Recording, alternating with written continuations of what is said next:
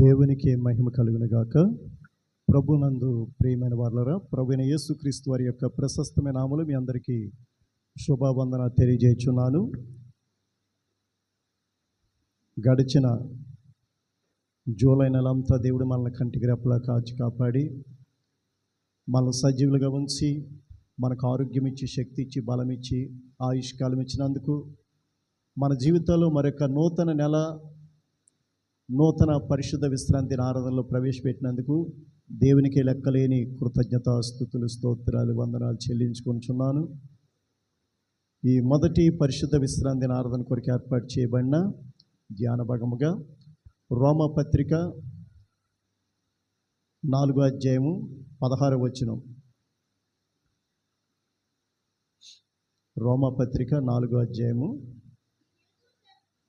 ఈ హేతువు చేతను ఆ వాగ్దానము యావత్ సంతతికిని, అనగా ధర్మశాస్త్రము గలవారికి మాత్రము కాక అబ్రహాము కొన్నట్టి విశ్వాసము గలవారికి కూడా దృఢము కావలనని కృపను అనుసరించినదై ఉండినట్లు అది విశ్వాస మూలమైన దాయను. చాలండి. అలాగే 22 నుంచి 24 వచనాలు. అందుచేత అది అతనికి నీతిగా ఎంచబడెను. అది అతనికి ఎంచబడినని అతని నిమిత్తము మాత్రమే కాదు కానీ మన ప్రభువైన యేసును మృతులలో నుండి లేపిన వాని యందు విశ్వాసముంచిన మనకును ఎంచబడినని మన నిమిత్తము కూడా వ్రాయబడిను. చాలండి. ఈ దినాన మన అంశం ఏంటంటే విశ్వాస మూలముగా నీతిమంతులుగా తీర్చబడ్డాం. విశ్వాస మూలముగా నీతిమంతులుగా తీర్చబడ్డాం. రెండోది, క్రియల మూలముగా మనల్ని మనం నీతిమంతులమని అనుకోవడం. విశ్వాస మూలముగా నీతిమంతులుగా తీర్చబడ్డాం. రెండోది, క్రియల మూలముగా నీతిమంతులమని మనల్ని మనము అనుకోవడం, భ్రమపడ్డం.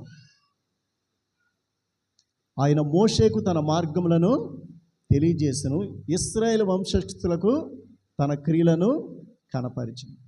మార్గం ముఖ్యమైనదా, క్రియ ముఖ్యమైనదా?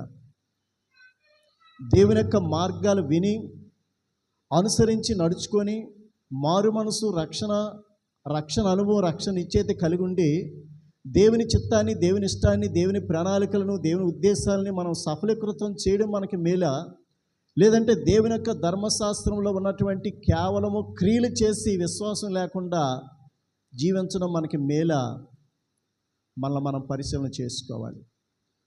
క్రియల మూలంగా మనల్ని మనం నీతిమంతులుగా మనుషులకు కనపరుచుకోవాలనుకుంటే పరిసయ్యుడు సుంకరి ప్రార్థన. పరిసయ్యుని ప్రార్థన ఏంటంటే మనుషుల ఎదుట తను గొప్పగా చేసుకుంటున్నాడు. క్రియల మూలంగా ప్రభువా, నేను చోరులైనను, అన్యాయస్తులైన ఇతర మనుషులైనను, వ్యభిచారుల వలనను నేను ఉండనందుకు నీకు స్తోత్రములు. వారమునకు 2 సార్లు ఉపవాసం ఉంటున్నాను. నేను నా సంపాదన అంతట్లో 10వ భాగము ఇస్తున్నానని చాలా పెద్ద ప్రార్థన చేశాడు. డైరెక్ట్గా దేవుని గర్భగుడిలోకి వెళ్ళిపోయి ప్రార్థన చేశాడు. అయితే సుంకరి ఆకాశం వైపుగానే కనులెత్తుటకు ధైర్యము చాలక రొమ్ము కొట్టుకొనిచు, దేవా, పాపినైన నన్ను కరుణించుము. అతనికంటే ఇతడే నీతిమంతుడిగా తీర్చబడి తన ఇంటికి వెళ్ళినని వాక్యం స్పష్టంగా సెలవిస్తుంది. ఎవరికంటే ఎవరండి? క్రియలు చేసి, నేను వాళ్ళలాగా లేను, వీళ్ళలాగా లేను, ఇదిగో ఈ సుంకర వలనైనా ఉండనందుకు నీకు స్తోత్రములు, వారానికి 2 సార్లు ఉపవాసము, నా సంపాదన అంతట్లో నీకు 10వ భాగము. ఇవన్నీ ఏంటంటే క్రియలు అన్నమాట. అలాగే మనకు అర్థమయ్యే రీతిలో చెప్పుకోవాలంటే ఈ క్రియలు మనము చేస్తున్నాం. ఏంటి క్రియలు అంటే ప్రతి ఆదివారం మందిరానికి వెళ్ళడం, అప్పుడప్పుడు ఏదో నామకార్థంగా ఒక వాక్యం చదువుకోవడం, అలాగే ఏదో కష్టం వచ్చినప్పుడు లేదా పడుకునే ముందు ఏ దురాత్మలు శోధించకుండా ప్రార్థన చేయడం, లేదా ప్రయాణం చేసే ముందు ప్రార్థన చేయడం, పడుకునే ముందు ప్రార్థన చేయడం, ఏదో భయం చేత దేవునికి ప్రార్థన చేయడం. దేవుని స్తోత్రం. దావీదు భక్తుడు దినానికి 7 సార్లు స్తుతించేవాడట, 3 సార్లు ప్రార్థన చేసేవాడట. సాధారణమైన వ్యక్తి, మహారాజు, చక్రవర్తి, దేశాన్ని పరిపాలించేటటువంటి ఆయనే దేవుని విషయంలో దినమునకు 7 సార్లు స్తుతిస్తాడట, 3 సార్లు ప్రార్థన చేస్తాడట. ఆయనకంటే మనం గొప్ప వాళ్ళమా? మన ఉదయం లేచిన తర్వాత కళ్ళు తెరవగానే దేవునికి ప్రార్థన చేస్తున్నామా? అలాగే వ్యక్తిగత ప్రార్థన, కుటుంబ ప్రార్థన, సమాజ ప్రార్థన, ఈ 3 ప్రార్థనలను కూడా తూచ తప్పకుండా మనం పాటించగలుగుతున్నామా? అసలు దేవునికి మనము సమయము, ఆధిక్యత, మొదటి స్థితి మనము దేవునికి ఇచ్చే స్థితిలో ఉన్నామా? మనల్ని మనము పరిశీలన చేసుకోవాలి. అక్కడ వాక్యం సెలవిస్తుంది, ఆయన మోషేకు తన మార్గములను తెలియచేసెను, ఇశ్రాయేలు వంశస్థులకు తన క్రియలను కనపర్చెను. క్రియలు మనం ఎక్కువ ఏంటంటే, ప్రభువా నాకు ఇది చెయ్యు, అది చెయ్యు, ఇలా నా కాపుదలుంచు, ఇలా నన్ను, నా కుటుంబాన్ని కాపాడు. అలా ప్రార్థన చేయడం తప్పు కాదు, కానీ కేవలము ఆయన ఒక సెక్యూరిటీ గార్డ్ లాగా, లేదా ఆయన ఒక ఏటీఎం సెంటర్ లాగా, లేదంటే మనకొక డాక్టర్ లాగా, కంపౌండర్ లాగా ఇలాగ ఉపయోగించుకోవడం దేవునికి ఎంత మాత్రమో ఇష్టం ఉండదు. దేవుని యొక్క మార్గాలు మనం అనుసరించే వారంగా, అనుసరిస్తూ ఆ క్రియలు జరిగించే వారంగా మనం ఉంటే దేవుని యొక్క కనుదృష్టి, దేవుని యొక్క వినికిడి దృష్టి, దేవుని యొక్క మనస్సు, తనువు మన మీదే ఉంటుంది. యెహోవా కనులు నీతిమంతుల మీదను, ఆయన చెవులు యథార్థవంతుల వైపును యొగ్గి ఉన్నవి, యెహోవా ముఖము కీడు చేయవారికి వ్యతిరేకముగా ఉన్నదని దేవుని యొక్క వాక్యము స్పష్టంగా సెలవిస్తుంది. దేవుని స్తోత్రం. ఇక్కడ చూసినట్లయితే వాక్యములు ఏముందంటే, ఆ హేతువు చేతను ఆ వాగ్దానమును యావత్ సంతతికి, అనగా ధర్మశాస్త్రము గలవారికి మాత్రము కాక అబ్రహాముకున్నట్టి విశ్వాసం గలవారికి కూడా దృఢము కావాలనని కృపను అనుసరించినదై ఉండినట్లు అది విశ్వాస మూలమైనదాయను. విశ్వాస మూలమైనటువంటి, ఇక్కడ రోమపత్రికలో 5వ అధ్యాయంలో ఆ కిందనే ఉంటుంది, చదవండి. కాబట్టి విశ్వాస మూలముగా మనము నీతిమంతులుగా తీర్చబడి మన ప్రభు అయిన యేసుక్రీస్తు ద్వారా దేవునితో సమాధానము కలిగి ఉందము. మరియు ఆయన ద్వారా మనము విశ్వాసము వలన ఈ కృపయందు ప్రవేశము గలవారమై అందులో నిలిచి ఉండి దేవుని మహిమను గూర్చిన నిరీక్షణను బట్టి అతిశయపడుచున్నాము. దేవుని మహిమను గూర్చిన నిరీక్షణ బట్టి అతిశయపడుతున్నాం. దేవుని మహిమ ఎవరిలో ఉంటుంది? దేవుని మహిమ కలిగి ఉన్నవారు ఏ విధంగా ప్రవర్తిస్తారు? దేవుని మహిమలో మనం ఉన్నట్లయితే, దేవుని మహిమ మనలో ఉన్నట్లయితే మనం ఎల్లప్పుడూ సంతోషంగా ఉంటాం, ఆనందంగా ఉంటాం, సమాధానం కలిగి ఉంటాం, నెమ్మది కలిగి ఉంటాం, ప్రేమ కలిగి ఉంటాం, ఐక్యత కలిగి ఉంటాం. అన్ని విషయాల్లో మనం తగ్గించుకుంటాం.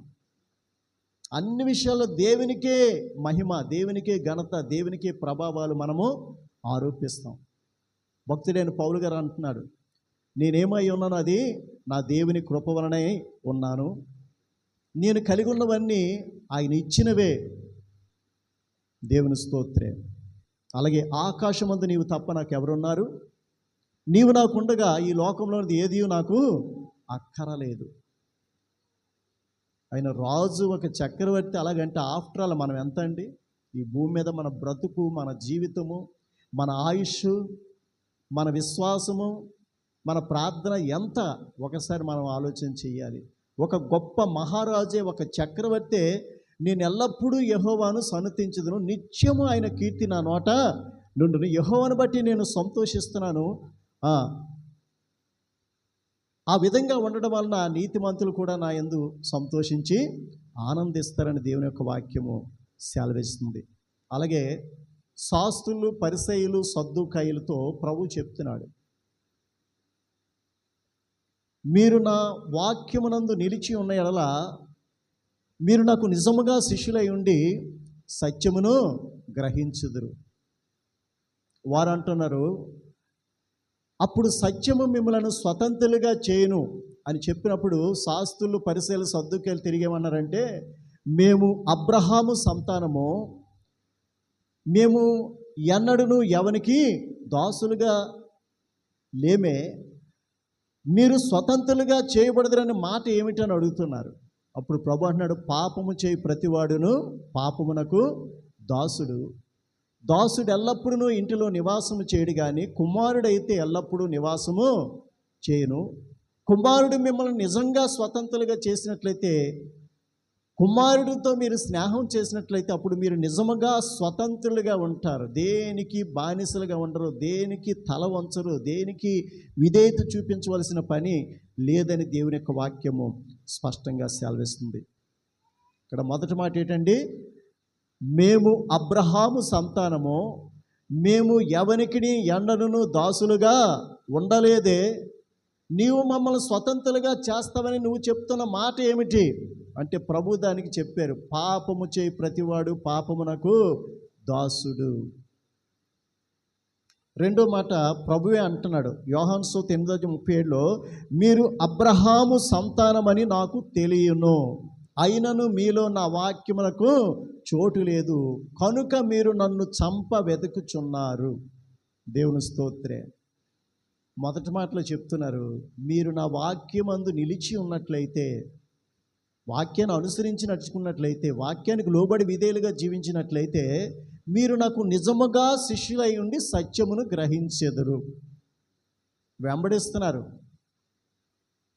ఆయన పిలిచినటువంటి అపోస్తులు వెంబడిస్తున్నారు, ఆయన నమ్మి విశ్వసించిన స్త్రీలు, పురుషులు, యవనస్తులు, చిన్నబిడ్డలు, వృద్ధులు వెంబడిస్తున్నారు. వారు కూడా వెంబడిస్తున్నారు. ఎవరండి? శాస్త్రులు, పరిసయ్యులు, సద్దూకయ్యులు. వీరు వెంబడిస్తున్నారు యేసు ప్రభుని. అలా వెంబడించడమే కాదు, ఆయనకి వ్యతిరేకంగా అనేక సందర్భాల్లో ఆయన సమయాన్ని వీరు వృధా చేసినట్లుగా, చెత్త ప్రశ్నలు వేసి ఆయన విసిగించినట్లుగా మనం చూస్తున్నాం.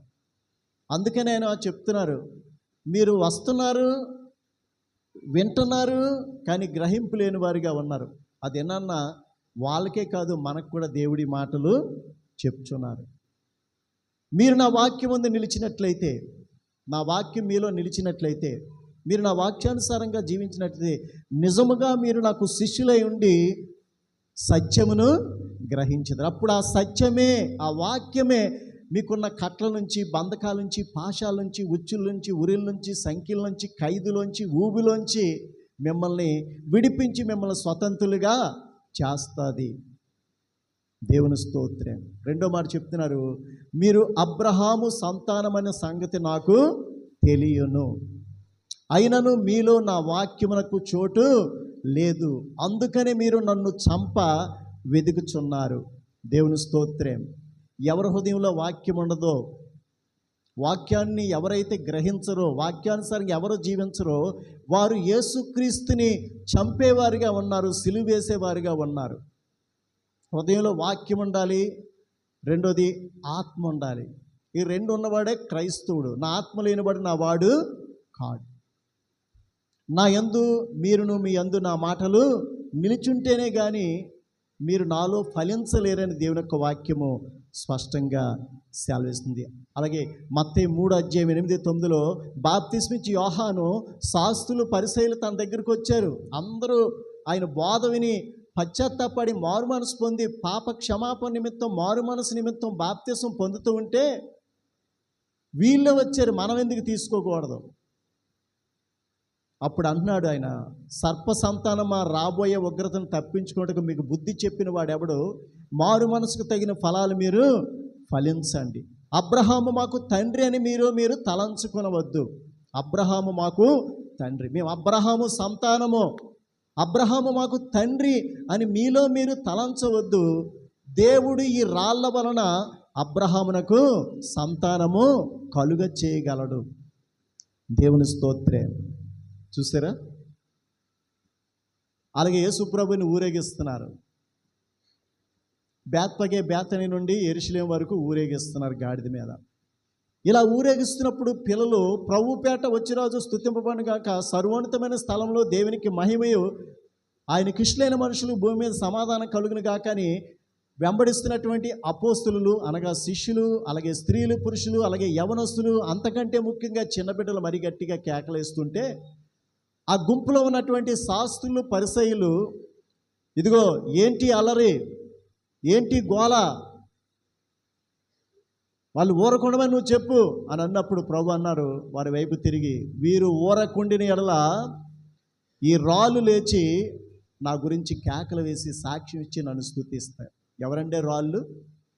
ఎవరా రాళ్ళు? మనమే ఆ రాళ్ళమే. ఒకప్పుడు కఠినమైన బండబారిపోయిన మొద్దుబారిపోయిన హృదయాలతో మనం ఉన్నాం. మనకు ప్రేమ అంటే ఏంటో తెలీదు, జీవం అంటే ఏంటో తెలీదు, సమాధానం అంటే ఏంటో తెలీదు, స్వతంత్రం అంటే ఏంటో తెలీదు, విడుదల అంటే ఏంటో తెలీదు, బంధకాలు అంటే ఏంటో తెలీదు. అలాంటి తెలియని స్థితిలో మనం ఒక రాయిలాగా, అంటే జీవము లేని వారిగా ఉన్నాం, జీవము లేని వాటికి లోబడ్డాం. కానీ ఒకానొక దినం వస్తుంది, ఆ దినాన్న ఈ రాళ్ళే లేచి నా గురించి పెద్ద పెద్ద కేకలేసి సాక్ష్యం ఇస్తాయి, నన్ను స్తుతిస్తాయి, నాకు ప్రార్థిస్తాయి. దేవుని స్తోత్రం. కాబట్టి రోమపత్రిక 3వ అధ్యాయము 21 నుంచి చదివినట్లయితే, ఇట్లుండగా ధర్మశాస్త్రమునకు వేరుగా దేవుని యొక్క నీతి బయలుపరచబడుచున్నది. అది యేసుక్రీస్తునందలి విశ్వాస మూలమైనదే నమ్మువారికి అందరికీ కలుగు దేవుని నీతి అయి ఉన్నది. ధర్మశాస్త్రము చదివేవారు, వినేవారు దేవుని దృష్టికి నీతిమంతులు కాదు, కానీ ధర్మశాస్త్ర ప్రకారంగా దానికి లోబడి విధేయత చూపించి జీవించేవారే నీతిమంతులు. ధర్మశాస్త్రమును బట్టి పాపం అంటే ఏంటో మనకు తెలుస్తుంది, కానీ ధర్మశాస్త్రం మన పాపాల నుంచి దానికి విడుదల మనల్ని చేయలేదని దేవుని యొక్క వాక్యము స్పష్టంగా సెలవిస్తుంది. కాబట్టి ధర్మశాస్త్రము నాకు వేరుగా దేవుని యొక్క నీతి బయలుపరచబడుతుంది. ఒకవేళ ధర్మశాస్త్రము ద్వారానే, దాని క్రియల ద్వారానే నీతిమంతులుగా ఉండాలంటే చదువులేని వాళ్ళందరూ ఏమైపోవాలి? బైబిల్ చదవలేని వారు ఏమైపోవాలి? అందుకని దేవుడు అన్నాడు, ధర్మశాస్త్రమునకు వ్యతిరేకముగా లేదా వేరుగా దేవుని యొక్క నీతి బయలుపరచబడుచున్నది. అది యేసుక్రీస్తునందలి విశ్వాస మూలమైనదే నమ్మువారికి అందరికీ కలుగు దేవుని నీతి అయి ఉన్నదని దేవుని యొక్క వాక్యము స్పష్టంగా సెలవిస్తుంది. దేవుని స్తోత్రం. కాబట్టి ధర్మశాస్త్రమునకు వేరుగా దేవుని నీతి బయలుపరచబడుచున్నది. ఇక్కడ వాక్యం సెలవిస్తుంది, అక్షరము చంపును, ఆత్మ జీవింపచేయును. అక్షరం అంటే ధర్మశాస్త్రం. శాస్త్రులు, పరిసయ్యులు, సద్దూకైలు, ప్రధాన యాజకులు ఏంటంటే వాక్యము వింటున్నారు, వాక్యానుసారంగా క్రియలు చేస్తున్నారు. ఆ క్రియలు ఏంటంటే విశ్వాస మూలమైన క్రియలు కాదు, శరీర సంబంధమైన క్రియలు. వారి ధర్మశాస్త్రం కేవలం ఏవో కొన్ని చేస్తే చాలు, మందిరానికి వెళ్తే చాలు, వాక్యం వింటే చాలు, ప్రార్థన చేస్తే చాలు, మారు మనసు అక్కర్లేదు. యేసుప్రభువు యెరూషలేమును దర్శించినప్పుడు ఆ యెరూషలేముకు వచ్చి ఆ పట్టణాన్ని చూచి ఏడ్చి, నీవు ఈ దినమందైనను సమాధానకరమైన సువార్తను విన్నట్లయితే నీకు ఎంత మేలు, ఇప్పుడు అది నీ కనులకు మరుగు చేయబడి ఉన్నది, నీ ప్రభువు నిన్ను దర్శించిన కాలం నువ్వు ఎరగకుండా కళ్ళు మూసుకొని ఉన్నావని ఏడ్చారట, ప్రలాపించారట. మందిరం దగ్గరికి వచ్చేసరికి అక్కడ ఏమున్నాయంటే మందిర ఆవరణ నిండా ఎడ్లు, గొర్రెలు, మేకలు, గొవ్వలు, పావురాలు, చిల్లర పోగేసుకొని ఉన్నటువంటి పీఠాలు. మందిరంలో అవన్నీ ఎందుకండి? ఎందుకంటే పాపం చేయడం ఏదో ఒక పశువునో, ఒక జంతువునో, ఒక పక్షినో బలిచ్చిస్తే అక్కడితో అయిపోతుంది. మళ్ళీ పాపం చేస్తున్నారు, మళ్ళీ బళ్ళు అర్పిస్తున్నారు, మళ్ళీ పాపం చేస్తున్నారు, మళ్ళీ బళ్ళు అర్పిస్తున్నారు. ప్రభు వచ్చి వాటన్నిటినీ బయటికి తోలివేసి ఒకే మాట చెప్తున్నాను, నా మందిరము సమస్త జనులకు ప్రార్థనా మందిరం అనబడును, దానిని మీరు వ్యాపారపు టిల్లుగా, దొంగల గుహగా మీరు చేసి ఉన్నారని వారిని గద్దించినట్లుగా, కోపగించుకున్నట్లుగా మనము చూస్తున్నాం. దేవుని స్తోత్రం. అలాగే చూసినట్లయితే చూడండి, విశ్వాస మూలముగా నీతిమంతులుగా ఉండడం. అక్షరమేమో చంపుతుందట, ఆత్మేమో జీవింపచేస్తుంది. అక్షరం అంటే ధర్మశాస్త్రం, ధర్మశాస్త్ర సంబంధమైన క్రియలు. ఆత్మ అంటే మారు మనస్సు, పాపక్షమాపణ పొంది నువ్వు బాప్తిసం తీసుకొని పరిశుద్ధాత్మతో నింపబడినటువంటి జీవితము. ఆత్మ నువ్వు కలిగి ఉన్న జీవితం నిన్ను రక్షిస్తుంది. 100 సార్లు నువ్వు బైబిల్ చదివినా, 200 సార్లు, 500 సార్లు నువ్వు బైబిల్ చదివినా దానివల్ల ప్రయోజనం లేదు. కానీ ఆ బైబిల్ చదివి నువ్వు మారు మనసు పొంది, రక్షణ పొంది, ఆయన శరీర రక్త మాంసాలు నువ్వు పాలువాడివై ఉండి, ఆయన ఆత్మ అభిషేకంతో నువ్వు జీవిస్తే అది దేవుని దృష్టిలో లెక్కింపదగిన జీవితాలు, లెక్కింపదగిన దినాలు, వారాలు, నెలలు, సంవత్సరాలని దేవుని యొక్క వాక్యము స్పష్టంగా సెలవిస్తుంది. దేవుని స్తోత్రం. ఇక్కడ చూసినట్లయితే వారేమో మేము అబ్రహాము సంతానము, మేము ఎవరికి ఎన్నడూను దాసులుగా ఉండలేదే అని చాలా గర్వంగా చెప్తున్నారు. ప్రభు అన్నాడు, మీరు అబ్రహాము సంతానం అయితే అబ్రహాము చేసిన క్రియలు మీరు చేస్తారు. మీరు అబ్రహాము సంతానమే, కానీ మీలో నా వాక్యం లేదు. నన్ను ఎందుకు వెంబడిస్తున్నారంటే నన్ను పట్టి మరణానికి అప్పగించడానికే మీరు నన్ను వెంబడిస్తున్నారు. మీ జీవం కోసం, మీ యొక్క మోక్షం కోసం నన్ను వెంబడించడం లేదు, కానీ నన్ను అప్పగించడానికి, మరణానికి, నాలో తప్పులు పట్టుకోవడానికి, నా మీద నేరాలు మోపడానికి, నా మీద అబద్ధ సాక్ష్యాలు చెప్పడానికే మీరు నన్ను వెంబడిస్తున్నారు. మీరు అబ్రహాము సంతానమని నాకు తెలియను, కానీ మీలో నా వాక్యమునకు చోటు లేదు. దేవుని స్తోత్రం. మీరు ఎవరండి అంటే మీరు ఏం చెప్తారు? మీ హిందువులు అంటారా, ముస్లిమ్స్ అంటారా? ఎవరని చెప్తారు? గట్టి చెప్పండి.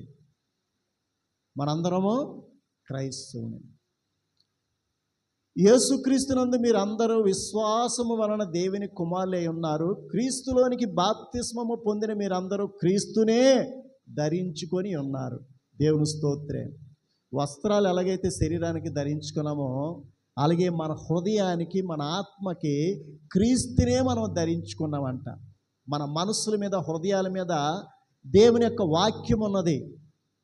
మన మనస్సు, హృదయము, శరీరం మీద ఆయన రక్త ప్రోక్షణ ఉంది.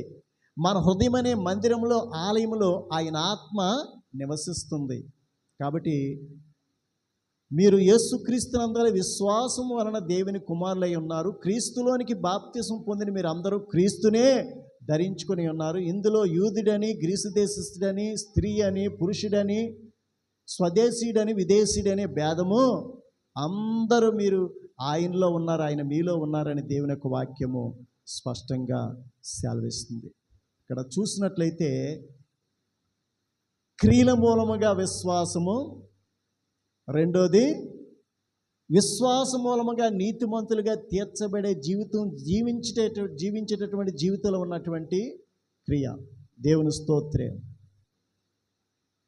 ఇతడు అబ్రహాము కుమారుడే, ఎందుకనగా నేడు ఈ ఇంటికి రక్షణ వచ్చి ఉన్నది. అలాగే మీ అబ్రహాం సంతానం ఎవరికి దాసులుగా లేము. నువ్వు మాకు స్వాతంత్రాన్ని ఇచ్చేదేటి? మాకు ఏ బంధకాలు ఉన్నాయని, మా మీద యజమానులు ఎవరున్నారని, మేము ఎవరి ద్వారా విడుదల పొందాలి ఏంటి? మేము స్వతంత్రులమే. దేవుని స్తోత్రం. ఇక్కడ ప్రభువే స్వయంగా అన్నాడు, ఇదిగో ఇతడు అబ్రహాము కుమారుడి, ఎందుకనగా నేడు ఈ ఇంటికి రక్షణ వచ్చి ఉన్నది. ఒక కుటుంబంలో ఒక పురుషుడు అనగా భర్త, స్త్రీ లేదా భార్య లేదా కుమారుడు లేదా కుమార్తె ఒక్కరు మారు మనసు పొందిన, ఒక్కరు మందిరానికి వచ్చిన, ఒక్కరు జీవము కలిగిన స్థితిలో ఉన్న వారు తమ కుటుంబ సభ్యులందరినీ రక్షించుకోవడానికి దేవుడు వారిని ఉపయోగించుకుంటాడని దేవుని యొక్క వాక్యము స్పష్టంగా సెలవిస్తుంది. కాబట్టి మన యొక్క భక్తి, మన యొక్క ఆత్మీయత, మన యొక్క ఉద్యమం, మన భక్తి జీవితం, మన భయభక్తులు విశ్వాస మూలమైనటువంటి భక్తి లేదంటే క్రియల మూలంగా ఉండేటటువంటి భక్తి మనం పరిశీలన చేసుకోవాలి. ఎందుకు స్వయంగా ప్రభువే ఇతడు అబ్రహాము కుమారుడే, ఎందుకనగా నేడు ఇంటికి రక్షణ వచ్చి ఉన్నదని చెప్పారు? ఎందుకంటే మొదట విన్నాడు ఆయన. యేసుక్రీస్తు ప్రభు చేస్తున్న సూచక్రియలు, మహత్కార్యాలు, అద్భుత కార్యాలు ముందు విన్నాడు. ఒక దినాన ఎరుకోకుండా ఆయన ఆ మార్గం గుండా వెళ్ళబోతున్నాడు. కాబట్టి నేను ఆయన్ని కల్లారా చూడాలి, ఈ అవకాశాన్ని నేను సద్వినియోగం చేసుకోవాలి. మిగతా టైంలో నేను ఎక్కడికి వెళ్ళినా గల్లా పెట్టి దగ్గర కూర్చొని ఉంటాను. ఎవడింకా పన్ను కట్టలేదు, ఎవడింకా భూమిని విడిపించుకోలేని స్థితిలో ఉన్నాడో అవన్నీ నేను దోచుకోవాలి, అవన్నిటికీ పన్ను వేసి వాడు ఆ యొక్క ఆస్తిని నాకు ఇచ్చేసే విధంగా వాడికి వడ్డీలు పెంచాలి. ఇదే అన్యాయం. అక్కడ వాక్యంలో సెలవిస్తున్నాడు దేవుడు, ధనవంతుడును అన్యాయస్తుడైనటువంటి జక్కయ్య. అలాగే పాపి అయిన మనిషిని యొక్క ఇంటికి బస చేయి వెలుచున్నాడే, వీడు పాపని ఈయనకి తెలియదా, ఆయన క్రీస్తా మెస్సీ? అలాగైతే తెలియాలి కదా. ఇంతమంది పరిశుద్ధులు ఉన్నాం, శాస్త్రులు ఉన్నాం, పరిసయ్యులు ఉన్నాం, సద్దూకయ్యులు ఉన్నాం, సమాజ మందిరపు అధికారులు ఉన్నాం, మా ఇంటికి వస్తే ఆయనకి గౌరవం. కానీ ఇలాంటి దుర్మార్గుడు, దుష్టుడు, అన్యాయస్తుడు, అక్రమకారుడు, లంచగొండి ఇలాంటి వాడు ఇంటికి వెళ్తున్నారా అని వీళ్ళు కూడా ఆయనకి సర్టిఫికెట్ ఇస్తున్నారు. కానీ అతనికి ఏముందంటే ఆ దినాన్న ఆ యొక్క పనులన్నీ పక్కన పెట్టాడు. యేసు ఎవరో చూడాలని ఆశపడ్డాడు. కానీ పొట్టువాడైనందున, జనులు గుంపు కూడి ఉన్నందున ఆయన చూడలేకపోయాడు. నేను చూస్తేటి చూడకపోతే ఏంటి? నాకేమైనా లోటా? తిండికి లోట, బట్టకు లోట, నివాసానికి లోట, డబ్బుకు లోట, దేనికి లోటు? నేను ఎందుకు ఆయన చూడాలి అని అనుకున్నాడా? ఎవడేమనుకున్నా నాకు అనవసరం. నేను ధనవంతుడినే, నేను గవర్నమెంట్ ఆఫీసర్నే, అయినా సరే ఆయన చూడాలి. కాబట్టి ఏమి చేశాడండి? చెట్టు ఎక్కిపోయాడు. చెట్టు ఎక్కే అనుభవం అతనికి ఎప్పుడైనా ఉందా? కానీ యేసు ప్రభువు కోసం తెగిస్తున్నాడు. నేను ఎలాగైనా ఆయన చూడాలి. చెట్టు ఎక్కిపోయాడు. చెట్టు మీద ఉన్న కొమ్మలలోంచి రహస్యంగా చూడాలనుకున్నాడు. కానీ యేసు ఆ చోటుకు వచ్చినప్పుడు కన్నులెత్తి, జక్కయ్య త్వరగా దిగుము, నేడు నేను నీ ఇంట నుండవలసి ఉన్నదని చెప్పగా అతడు సంతోషముతో త్వరగా దిగి ప్రభువుని చేర్చుకున్నాడు. దేవుని స్తోత్రే. అందరూ సొనుక్కుంటున్నారు. యేసుప్రభు ఆయన ఇంట్లోకి వచ్చారు. యేసుప్రభుని నిలబడ్డాడు. ఒక పక్క సంతోషం, ఒక పక్క ఆనందం, ఒక పక్క భయము, ఆందోళన, కలవరం. ఇక మనసులో ఉన్న ఆందోళన తీసేసుకోవాలి, కలవరాన్ని తీసేసుకోవాలి. నన్ను పేరు పెట్టి పిలిచాడు, నా ఇంటికి వస్తున్నాడు, నా ఇంట్లో ఉన్నాడు. ఇప్పుడు నా ఇంట్లో ఉన్న నేను ఆయన ఎదుటున్నాను. కాబట్టి నా పేరు తెలిసిన వానికి నా జీవితం అంతా తెలుసు. కాబట్టి నా నిజంగా క్రీస్తు మెస్సే ఏనో అద్భుత కార్యాలు, సూచకలు, మహత్కార్యాలు చేస్తున్నాడని అనుకున్నాను. కానీ నా పేరెట్టి పిలిచాడంటే నా జీవితం, నా బ్రతుకంతా ఈయనకి తెలుసు. కాబట్టి ఈ యొక్క సమయాన్ని నేను వృధా చేసుకోకుండా సద్వినియోగం చేసుకోవాలని నోరు తెరిచి చెప్తున్నాడు. బాగా ధనవంతుడు, బాగా ఐశ్వర్యవంతుడు, అన్నీ ఉన్నాయి. కానీ అన్నీ వదిలిపెట్టేసుకోవడానికి ఇష్టపడుతున్నాడు. యేసు ముందు నిలబడి, ప్రభువా, నా ఆస్తిలో సగం బీదలకు ఇస్తాను, నేను ఎవరి యొద్దైనా ఏదైనా అన్యాయంగా తీసుకున్నట్లయితే 4 అంతలు తిరిగి చెల్లిస్తాను. ఈ మాట అన్న తర్వాత యేసుప్రభువు అన్నారు, ఇదిగో ఇతడును అబ్రహాము కుమారుడే, నేడు ఈ ఇంటికి ఇతని ద్వారా రక్షణ వచ్చిందంట. దేవుని స్తోత్రే. అలాగే చూసినట్లయితే 18 ఏండ్ల నుంచి బలహీనపరిచే దెయ్యం పట్టిన ఒక స్త్రీ ఇంట్లో పడుకొని ఉందా, మందిరానికి వెళ్తుందా? ఎక్కడుందండి? ఎందుకు ప్రభువు ఆ రోజు ఆ యొక్క స్థలానికి, ఆ గ్రామానికి, ఆ మందిరానికి వెళ్ళాడంటే ఈమె కోసమే. విశ్వాస మూలముగా నీతిమంతురాలుగా ఉంది.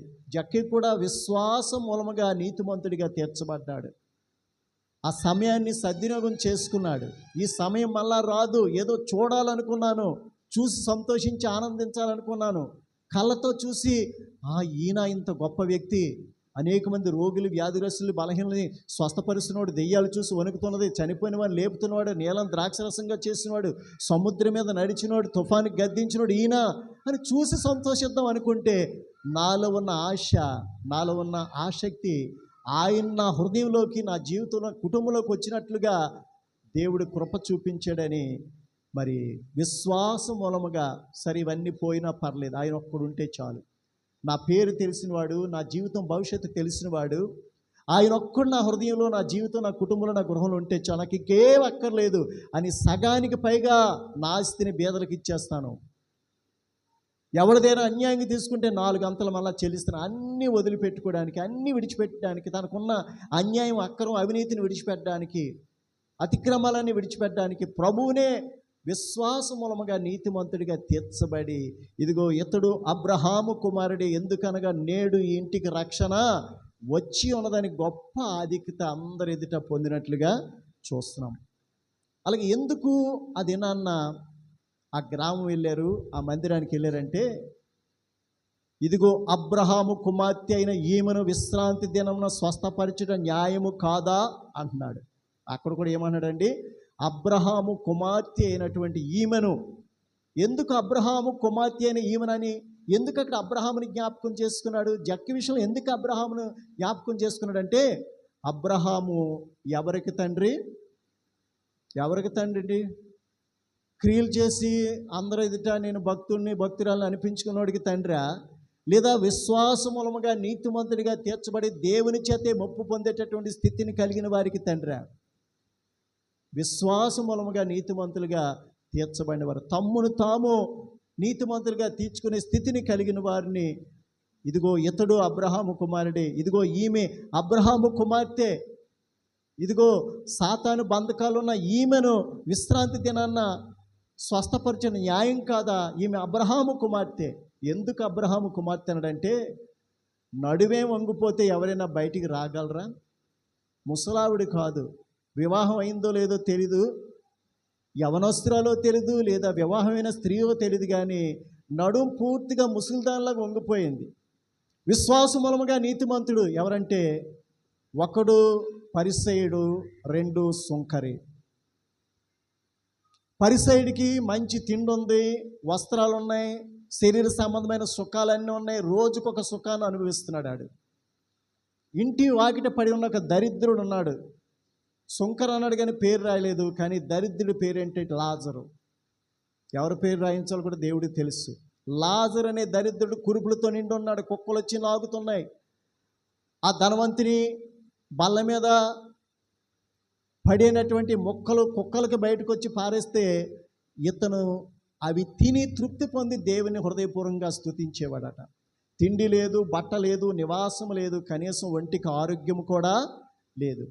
కుక్కలు వచ్చి రసిల్ని అరుకుతున్నాయంటే ఎంత దరిద్రుడో చూడండి. కానీ విశ్వాసమూలముగా నీతిమంతుడు కాబట్టి అతడు చనిపోయి దేవదూతల చేత కొనుపోబడి అబ్రహాము రొమ్మున ఆనుకొని కూర్చుండబెట్టుటకు ఆయన కొనిపోబడినని దేవుని యొక్క వాక్యము స్పష్టంగా సెలవిస్తుంది.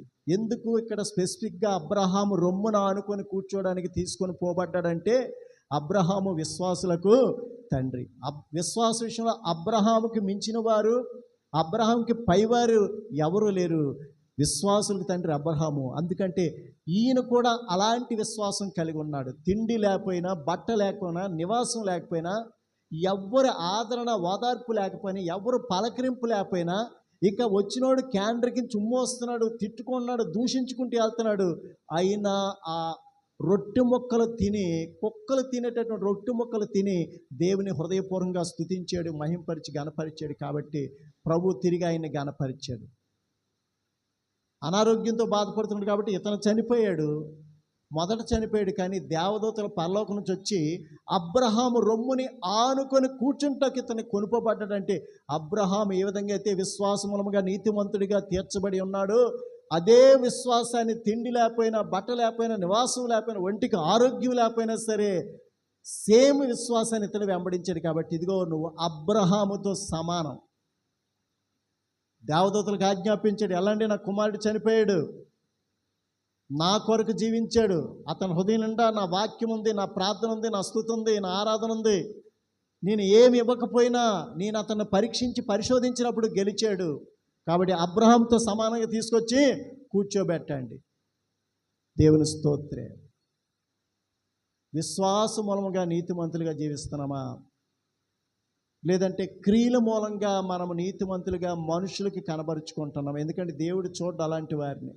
క్రియల మూలంగా, విశ్వాస మూలముగా అంటే సమర్పణ ఉంటుంది. ఆమె వెళ్ళి వస్త్రం తాకింది. అంతకుముందు ఎవరికైనా వస్త్రం తాకిందా? 12 సంవత్సరాలు రక్తస్రావ.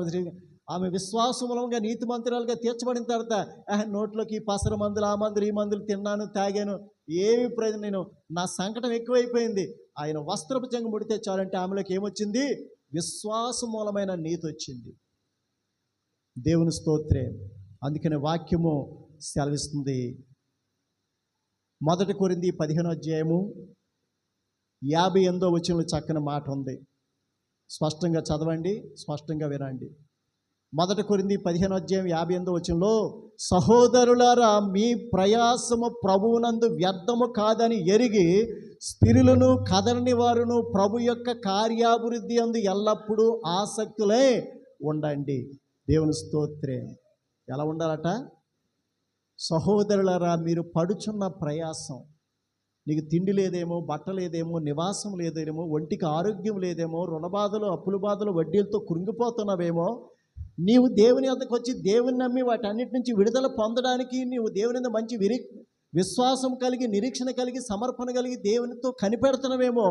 ఇక్కడ వాక్యం సలదు నువ్వు ఏ స్థితిలో ఉన్నా, ఏ పరిస్థితిలో ఉన్నా, ఎంత నీవు కృంగుదల్లో ఉన్నా దేవుడు చెప్తున్నాడు, సహోదరులారా, మీ ప్రయాసము ప్రభువునందు వ్యర్థము కాదని ఎరిగి స్థిరులను కదలని వారును ప్రభు యొక్క కార్య అభివృద్ధి అందు ఎల్లప్పుడూ ఆసక్తులే ఉండండి అని దేవుని యొక్క వాక్యము స్పష్టంగా సెలవిస్తుంది. దేవుడు ఎటువంటి వాడండి? నమ్మదగిన వాడు, నీతిమంతుడు. ఏ స్థితిలోనైనా సరే నీ స్థితిగతులను మార్చే దేవుడు, నీ పరిస్థితులు మార్చే దేవుడు. నువ్వు అడిగిన దానికంటే, ఊహించిన దానికంటే, తలంచిన దానికంటే అత్యధికమైన కార్యాలు చేసేటటువంటి సర్వశక్తి కలిగిన దేవుడు, అనంత జ్ఞాని అయిన దేవుడు, ఆదియును అంతమైన దేవుడు, అల్ఫాయు ఒమేగా ఉన్న దేవుడు, నిన్న నేడు నిరంతరము ఏకరీతిగా ఉన్న ఆ దేవుణ్ణి మన హృదయంలో, జీవితంలో, కుటుంబంలో, గృహంలో కలిగి ఉంటే ఆయన యందు విశ్వాసం ఉంచేవాడు ఎన్నడూనూ సిగ్గుపడడు. సింహపు పిల్లైనా లేముగలవై ఆకలి కొంటే ఏమో కానీ యెహోవాను ఆశ్రయించి వారికి ఏ మేలు కొదువై ఉండదని దేవుని యొక్క వాక్యము స్పష్టంగా సెలవిస్తుంది. అట్టి కృప ఈ వాక్యం విన్న ప్రతి ఒక్కరికి దేవుడు సమృద్ధిగా దయచేయునుగాక. ఆమేన్.